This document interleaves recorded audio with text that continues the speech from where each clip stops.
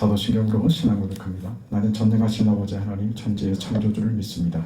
나는 그의 유일하신 아들 우리 주 예수 그리스도를 믿습니다.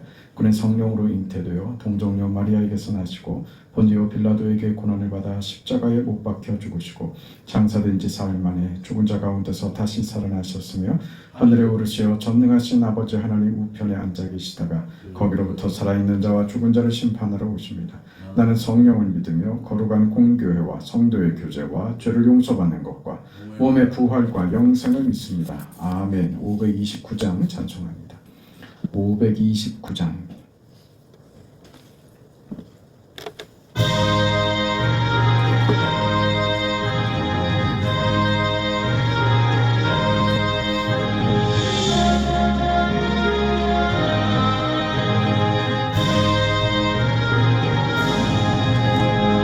온유한 주님의 음성 내 귀에 속삭이네.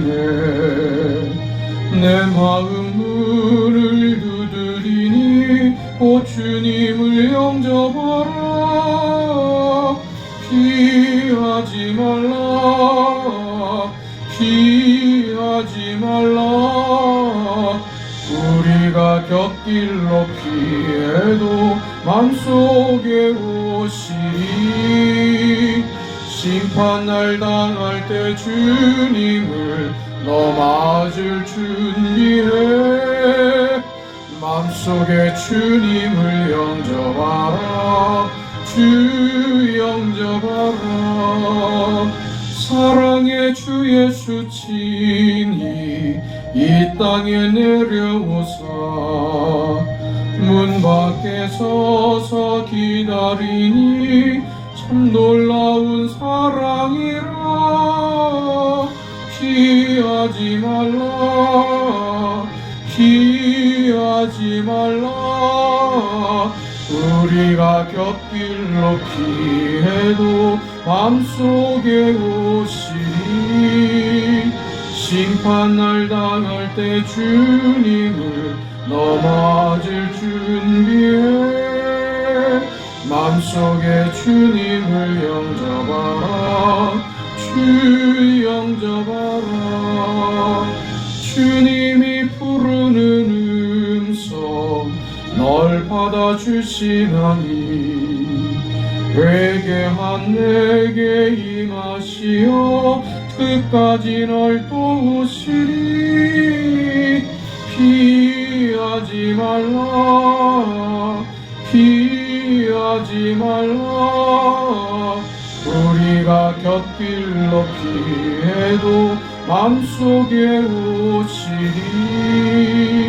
심판날 당할 때 주님을 너 맞을 준비해. 맘속에 주님을 영접하라. 주 영접하라. 주님의 은혜를 받고 너 주를 영접하라. 마음 문 활짝 열어놓고 너 주님을 영접하라. 피하지 말라 피하지 말라. 우리가 곁길로 피해도 맘속에 오시리. 심판날 당할 때 주님을 너 맞을 준비해. 맘속에 주님을 영접하라. 주 영접하라.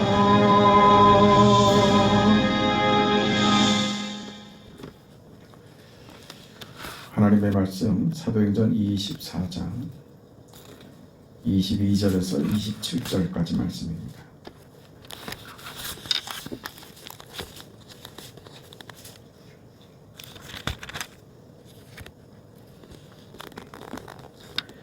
사도행전 24장 22절에서 27절까지 말씀, 우리 하나님의 말씀을 함께 읽습니다.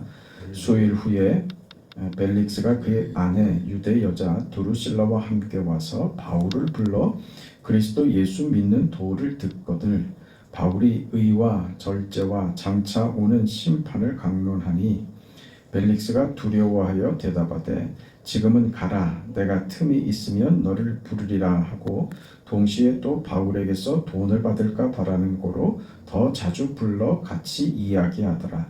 이태가 지난 후 보르기오 베스도가 벨릭스의 소임을 이어받으니 벨릭스가 유대인의 마음을 얻고자 하여 바울을 구류하여 두니라. 아멘.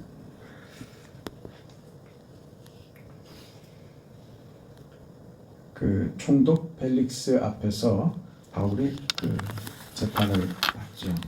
그 벨릭스 앞에서 바울이 복음에 대한 그 자신의 그 무죄함을 그 항변을 하고 그리고 벨릭스는 바울이 하는 그 말을 다 듣습니다.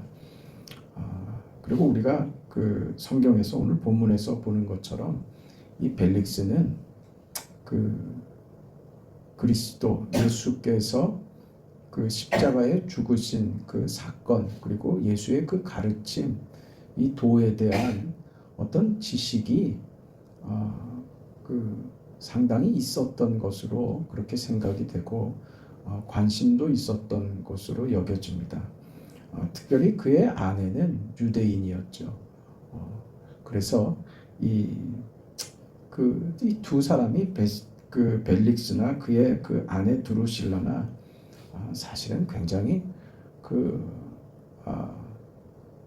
인간적으로 봐서는 약점이 많고 참 모나고 굉장히 윤리적이지도 않고 했던 그런 부부였지만 오늘 성경에서 보는 대로 벨릭스는 바울에게 그 도를 듣기를 원해서 바울을 부릅니다.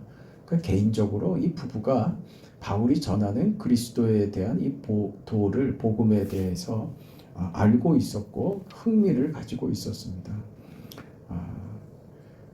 그런데 저들의 이 반응을 보면서 오늘 우리가 봐야 할 아주 중요한 대목이 나오는데 저들은 그리스도 복음에 대한 그 관심도 있었고 그리고 지금 바울이 복음으로 자신을 변명할 때 그 이야기를 다 들으면서 어떤 호기심과 어떤 감동이 왔었던 거예요. 그래서 지금 바울에게 개인적으로 공개적인 자리에서 개인적인 어떤 호기심이나 개인적으로 알고 싶은 것을 공개적인 공석에서 할 수가 없었기 때문에 개인적으로 만나서 복음을 듣고자 하는 그런 열심이 있었던 것이죠. 그렇게 충분히 이 사람은 그리스도 복음에 대해서 알고 있었고 감동도 받고 있었고 어떤 두려움도 받고 있었단 말입니다. 그런데 그의 반응을 보면서 오늘 우리가 깨달아야 될 어떤 중요한 내용이 나옵니다. 벨릭스가 뭐라고 얘기를 하냐면 25절 내용을 보면 벨릭스가 바울에게 그리스도 도에 대해서 복음에 대해서 듣기를 청하고 바울이 벨릭스에게 이 복음에 대해서 이야기를 하죠. 그 내용이 오늘 보면 25절 말씀입니다. 바울이 의와 절제와 장차 오는 심판을 강론하니 그랬어요. 의와 절제와 장차 오는 심판, 종말에 대한 이야기와 그리고 그리스도인으로 산다는 것의 그 내용이죠. 의와 절제, 이 복음에 대한 이야기를 벨릭스가 들었는데 벨릭스가 듣고 벨릭스의 반응입니다. 벨릭스가 두려워했다 이 말입니다. 그의 영이 떨었던 거예요. 그 자신이 가지고 있는 어떤 불의함과 그 자신이 바울이 전하는 말을 들었을 때 마음이 찔렸던 것이죠. 그리고 어떤 두려움이 그를 엄습했던 것입니다. 바울은 갇힌 자로 벨릭스 앞에 서 있지만 바울은 자유자였고 바울을 가두고 있는 이 벨릭스는 바울의 말을 듣고 오히려 두려워하는 위치에 지금 서 있더라는 것이죠. 두려워하는데 뭐라고 대답하냐 하면 지금은 가라. 내가 틈이 있으면 너를 부르리라. 지금은 가라 이거죠. 마음의 감동도 있고 찔림도 있고 어떤 그 자신이 복음의 말씀을 들었을 때 자신 안에서 생기는 어떤 울림이 있었단 말입니다. 두려움과 떨림이 있었다고요. 그런데 그가 어떻게 지금 결정하느냐? 지금은 가라 이거죠. 받아들이지 않습니다. 그러면서 뭐라고 말하냐면 내가 틈이 있으면 너를 부르리라. 지금은 그 틈이 아닌 거죠. 틈이 있으면 부르리라 하고 지금은 외면합니다. 오늘은 외면합니다. 그리고 다음으로 미루죠. 틈이 있으면. 그리고 하는 말을 보세요. 동시에 또 바울에게서 돈을 받을까 바라는 고로 더 자주 불러 같이 이야기하더라. 그 뒤에 바울을 자주 불러서 바울과 이야기했습니다. 얼마나 바울을 붙잡아 뒀는가 보니까 27절 내용을 보면 이태가 지난 후 보르기오 베스도가 벨릭스의 소임을 이어받으니 자기 후임으로 베스도가 오는데 베스도가 후임으로 올 때까지 2년을 붙잡아 두고 있는 거예요. 무슨 명분으로? 유대인들의 환심을 얻고자, 마음을 얻고자. 그는 지금 바울이 죄가 없다는 사실을 누구보다도 잘 알고 있습니다. 그리고 바울이 전하는 이 복음에 대해서 어떤 관심도 있고 그 말씀을 들을 때 그 마음의 두려움도 떨림도 어떤 울림도 가지고 있는 자입니다. 그러나 그는 그 떨림과 울림에 대해서는 어떤 반응도 보이지 않아요. 어떤 결정도 보이지 않아요. 틈이 있으면 이라고 말하면서 자신의 결정을 뒤로 미루고 말하자면 영적인 우리 인생의 우리 신앙의 영적인 부분 말입니다. 그거는 하나님과 관계되는 일은 뒤로 밀어놓고 오늘은 안 된다. 다음에 하자고 밀어놓고 그 틈을 만드는 데 있어서 자주 만났다 이거 2년 동안 자주 만난 거예요.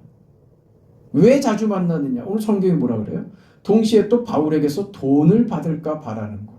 붙잡아둔 이유가 그 명분이 보이는 명분은 유대인들에게 마음을 얻고자 하여 바울을 잡아뒀지만 이것도 그의 불의함이죠. 그러니까 그가 왜 두려워했는지 우리가 이해할 수 있는 거예요. 그는 불의한 사람입니다. 그러니 바울이 의에 대해서 이야기할 때 절제에 대해서 더군다나 심판에 대해서 이야기할 때 그는 두려웠던 것이죠. 그러나 그 자신이 그 말씀을 듣고 두렵든 무슨 깨달음을 얻던 무슨 마음의 떨림이 있던 그것은 그의 결정에 아무런 영향도 끼치지 않고 그가 오직 결정하는 이유는 다른 데 있더라. 그는 여전히 불의하더라. 여전히 불의한 사람으로 불의한 결정만 내리더라. 바울을 2년 동안이나 붙잡아뒀다. 그 명분은 유대인들의 마음을 사기 위한 것이었다. 그러나 실은 그 자신의 욕심을 위해서 바울을 붙잡아두고 있었더라. 틈이 날 때마다 바울을 불렀는데 그 틈은 무엇을 위한 틈이었느냐? 그의 영적인 하나님을 향하여서는 그가 틈을 내지 않았지만 그가 틈이 나면이라고 말하면서 바울을 계속 불렀는데 그 틈은 무엇을 위한 틈이었느냐? 바울에게서 돈을 받을까 바라는 고로 이렇게 나오는 거예요. 이게 오늘 우리에게 얼마나 찔리는 말씀인지 모릅니다. 우리가 하나님을 향하여서 가져야 되고 결심해야 되고 해야 하는 일에 대해서는 내일로 미루죠. 그리고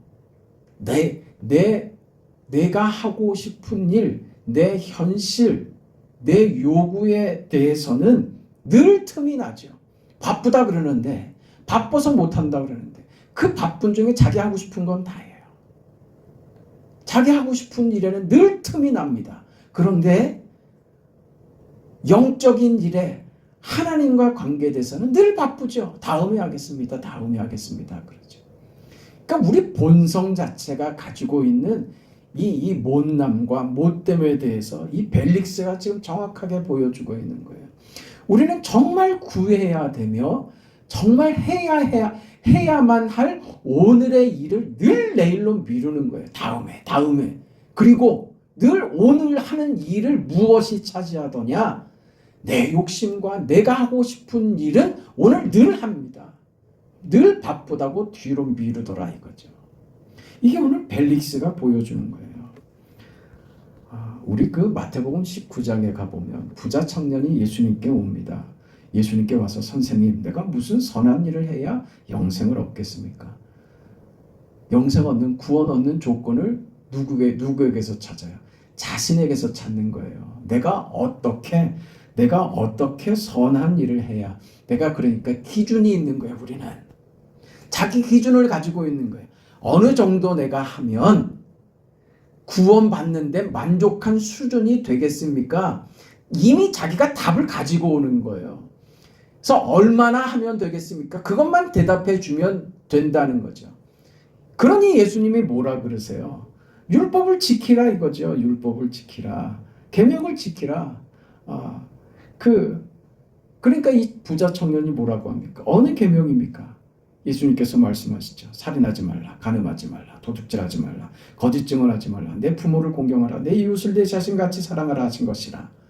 이때 이 청년이 대답합니다. 이 모든 것을 내가 지켰습니다. 아직도 부족한 것이 있습니까? 이렇게 묻습니다. 이때 예수님께서 자기는 기준에 합하다 이거죠. 자신은 자신이 구원받을 조건을 자신이 갖췄다 이겁니다. 그걸 확인받고 싶은 거예요, 이 친구는. 이때 예수님께서 그래서 부자 청년에게 이 얘기를 하시는 거예요. 뭐라고요? 내 소유를 팔아 가난한 자들에게 주라. 우리는 기준을 가지고 있다고요. 내 기준, 이만큼, 이 정도. 내가 생각하는 내 믿음은요, 내가 생각하는 기준이 있는 거예요. 이 정도 하면 된다.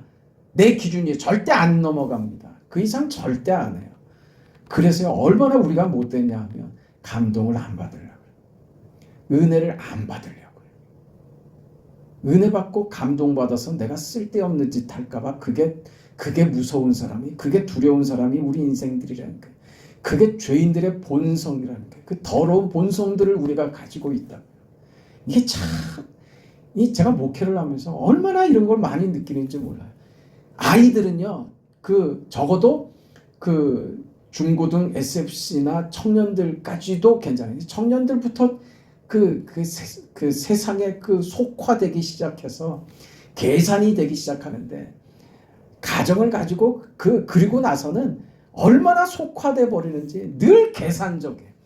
주의 말씀을 받고 주의 은혜가 임하고 성령께서 역사하시는데 그걸 계산해서 받아요. 늘 계산하고 있어요. 그래서 예수님께서 뭐라 그러세요? 어린아이 같이 되라는 거예요. 우리는 이게 쉬운 것 같죠? 정말 어렵습니다. 정말 어려운 문제예요. 이게 안 깨진다고요? 그래서 은혜를 못 받아요. 아니, 안 받는 거죠. 솔직해져야지 돼요. 우리가 정직해져야지 돼요. 기준을 내가 정하고 있다니까. 더 이상은 안 하는 거예요. 절대 나는 더 이상은 안 한다. 왜? 그 이상은 믿음이 아니라고 생각합니다. 자기가 정해놓은 기준, 지금 부자 청년이 예수님 앞에 와서 자기가 정한 기준, 나는 거기에 만족하게 나는 다 하고 있다 이거죠. 이걸 주님께 와서 확인받고 싶은 것밖에 없는 거예요. 이게 교만이 아니고 무엇이 교만이에요? 우리는 다 믿는다라고 하면서 다 이 교만을 떨고 있다니까요. 그래서 예수님께서 하시는 말씀이에요. 내 가진 것을 팔아서 가난한 자들에게 주라고요. 이게 구원받는 구원의 법칙입니까? 우리 걸 다 팔아야만 구원받습니까? 그 얘기가 아니잖아요. 근데 왜 예수님께서 이 청년에게 이런 요구를 하셨겠느냐? 이 요구를 하시는 예수님의 말씀, 그 진의가 무엇인가 하는 것이죠. 우리 재산을 다 팔라는 말씀이 아니죠. 무슨 말씀입니까? 지금 부자 청년은 자기 기준을 가지고 틀을 가지고 와서 내가 이 틀을 만족시켰으니 나는 구원받기에 스스로 나는 조건을 갖춘 자 아닙니까? 이렇게 나오는 청년에게 예수님의 대답은 뭐예요? 네가 기준이 될 수 없다는 거예요. 네가 조건이 되지 않는다는 겁니다. 구원은 네 조건으로 받는 것 아니다라는 거예요. 뭐라는 거예요? 네가 정해놓은 그 한계 안에 있는 것 아니다. 구원받은 하나님의 조건은 뭐라고요? 전부라고요. 전부요. 전부를 내놔라 이거예요. 그러니까 고민하며 돌아가잖아요. 이게 이렇게 어렵다니까요. 이 사람이 자기 평생에 정말 노력하고 자신의 구원을 이루기 위해서 자신이 절제하고 인내하고 율법을 지키기 위해서 발버둥 치고 몸부림친 사람이었을 거예요. 그리고 그것을 인정받기 위해서 주님께 왔는데 자신의 그런 노력들이 아무 소용이 없다는 것을 확인하고 돌아가고 있는 거예요. 우리가 하나님과의 관계는 다시 말해서 지금 벨릭스가 제한을 두고 있는, 감동을 받고 있고 깨달음은 얻고 있지만 지금은 안 하겠다 이거죠. 받아들이지 않는 것처럼 지금 부자 청년이 믿음의 자리로 하나님께로 가야 된다. 네 조건이 아닌 하나님이 주시는 것, 하나님과의 관계 속에서만 허락된다고 하는 그 진리 앞에, 그 사실 앞에는 그가 포기해버리더라 이거예요. 이게 이만큼 어려운 거예요. 우리는요, 내가 가지고 내가 쥐고 있는 거를 놓지 못합니다. 왜요? 이게 나를 안심시키거든요. 이게 없으면 나가 죽을 것 같거든요. 우리 수준이 그렇다고요. 근데 믿음의 요구는 뭐예요? 그걸 놔야만 된다고 하는 거예요. 이제 이게 잘 안 놔진다는 거예요.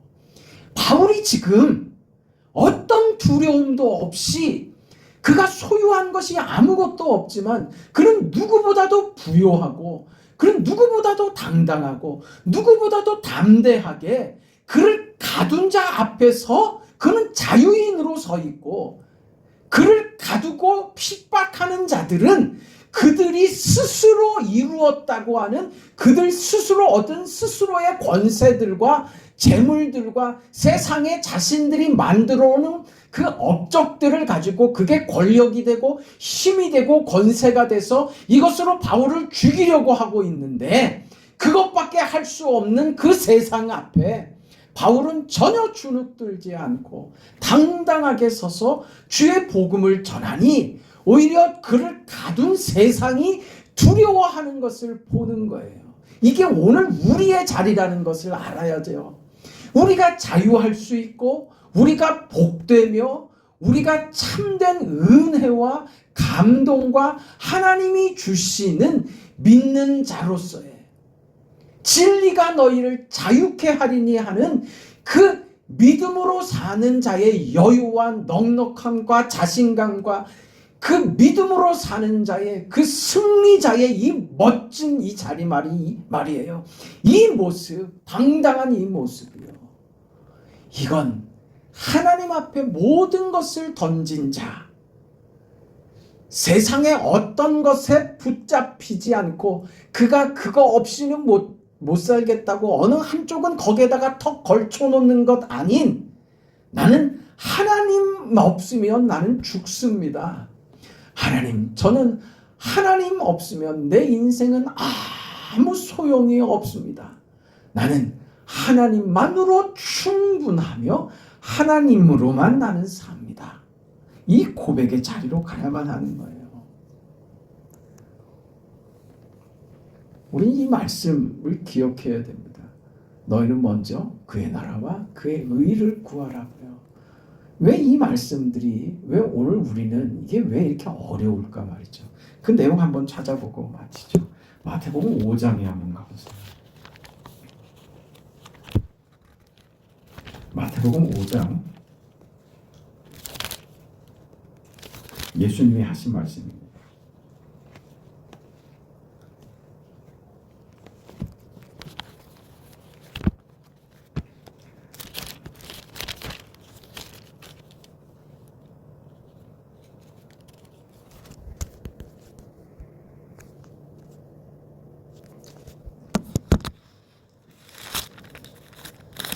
마태복음 5장이 아니라 6장 마지막 절을 한번 보세요. 6장에 33절, 34절을 우리 한번 같이 읽어보죠. 얘는 다 이방인들이 구하는 것이라. 그런즉부터 이 33절, 그런즉 너희는 먼저 그의 나라와 그의 의를 구하라. 그리하면 이 모든 것을 너희에게 더하시리라. 그러므로 내일 일을 위하여 염려하지 말라. 내일 일은 내일이 염려할 것이요 한날의 괴로움은 그날의 족하니라. 이 말씀이요. 우리는 이게 요절처럼 말이에요. 그런즉 너희는 먼저 그의 나라와 그의 의를 구하라. 그 뒤가 좋죠. 그러면 이 모든 것을 너희에게 더하시리라. 이게 좋다고요. 그 여기서 끝낸다고요.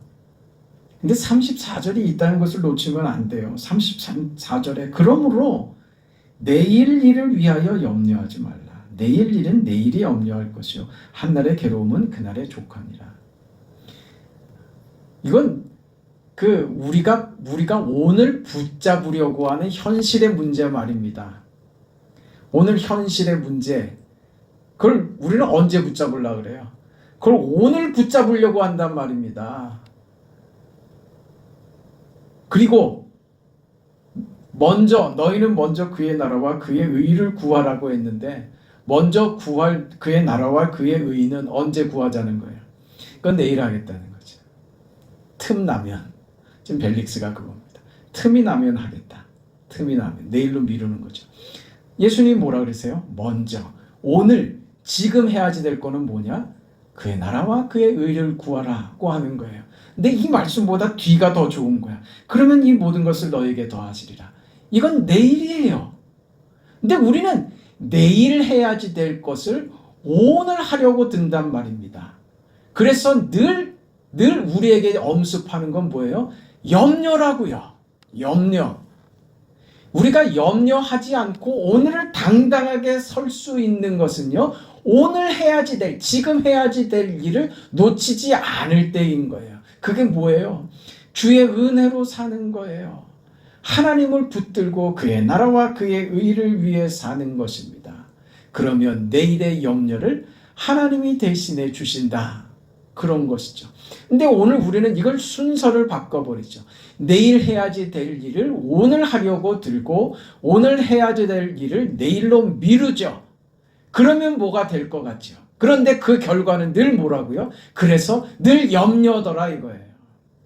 순서가 바뀌어야 우리는 염려 없는, 오늘 바울처럼 담대하고 당당하고 어떤 세상 앞에서 현실 속에서도 낙심하는 자가 아닌 자유하는 자로 서 있게 되는 겁니다.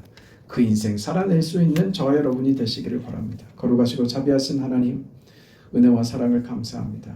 믿음으로 주시는 하나님의 뜻과 거룩하신 아버지의 인도하심과 그 계획하심을 우리가 늘 마음으로 받게 하시고 오늘 해야지 될 일들 깨달음을 주시고 은혜를 주시는데, 주께서 허락하신 인생, 아버지께서 내게 허락하신 오늘이라는 시간, 그 시간에 주님의 것으로 충만하게 채우는 그런 우리 인생들이 다 되도록 하나님 도와주시옵소서.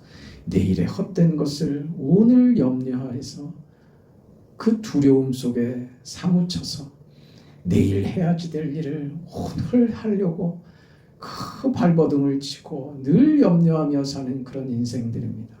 자비하신 아버지 하나님, 염려할 것은 주님께 다 맡기고 우리의 현재를, 지금을 늘 하나님으로 가득 채우는 그런 인생들 다 되도록 하나님 도와주시옵소서. 우리의 오늘을 지켜주시고 사랑하는 모든 성도들의 오늘 한날을 지켜주시옵소서. 다음 주부터 시작될 우리 남서울교회와 또 수옥록 교회의 교회를 방문하여 지역을 섬기고 헌신하고 봉사하는 이 모든 일에 주께서 은혜를 베풀어 주시고 교회가 이들을 잘 맞이하고 저들을 잘 도울 수 있도록 은혜를 베풀어 주시고 하나님 큰 은혜와 섭리와 이 지역의 복음의 역사가 복되게 퍼져나가는 귀한 은혜의 시간 되도록 역사하여 주시옵소서. 병성에 있는 사랑하는 딸들의 현실 속에 그 자리에 주께서 함께 찾아가 주시고 위로하시고 고쳐 주시옵소서. 예수님의 이름으로 기도합니다. 아멘. 하늘에 계신 우리 아버지여, 이름이 거룩히 여김을 받으시오며 나라가 임하시오며 뜻이 하늘에서 이루어진 것 같이 땅에서도 이루어지이다. 오늘 우리에게 일용할 양식을 주시옵고 우리가 우리에게 죄 지은 자를 사하여 준 것 같이 우리 죄를 사하여 주시옵고 우리를 시험에 들게 하지 마시옵고 다만 악에서 구하시옵소서. 나라와 권세와 영광이 아버지께 영원히 있사옵나이다. 아멘.